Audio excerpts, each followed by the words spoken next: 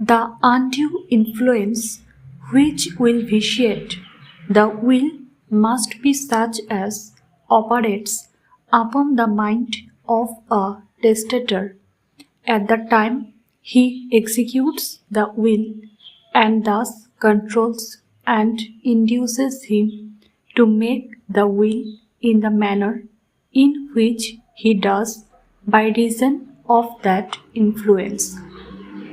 It must be such influence as affects the free agency of the testator and impels him to yield his choice to the person exerting the influence.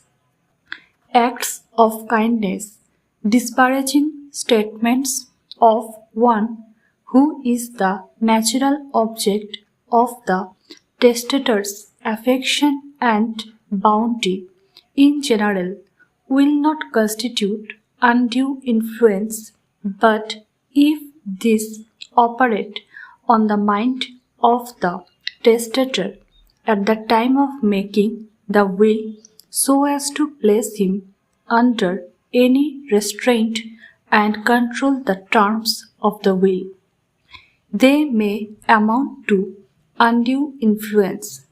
It is not necessary that the undue influence be exerted by a beneficiary under the will, neither is it essential that the undue influence be exerted at the time of the execution of the will, but the undue influence that will vitiate a will may be the sum total of the effect of words spoken and acts done at or prior to the time of executing the will, but the effect of the acts must operate upon the mind of the testator in the act of making his will and restrain his free agency at that very time.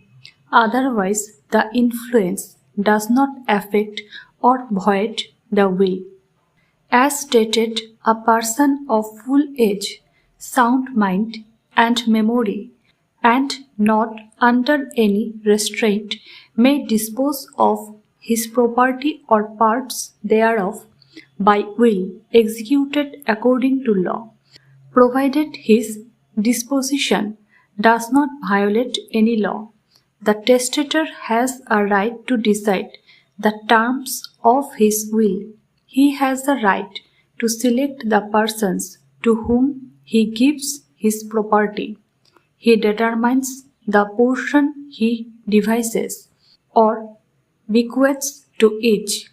He judges the fairness, justness, or equality of his disposition by will. As its provisions affect others, no one may question his right so to do or challenge his will, if made according to law and its provisions do not violate the law.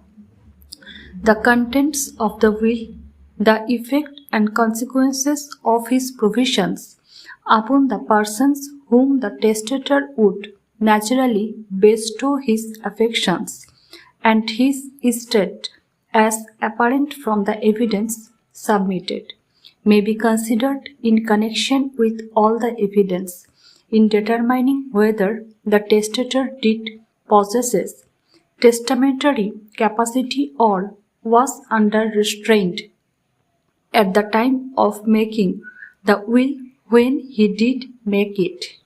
Full stop.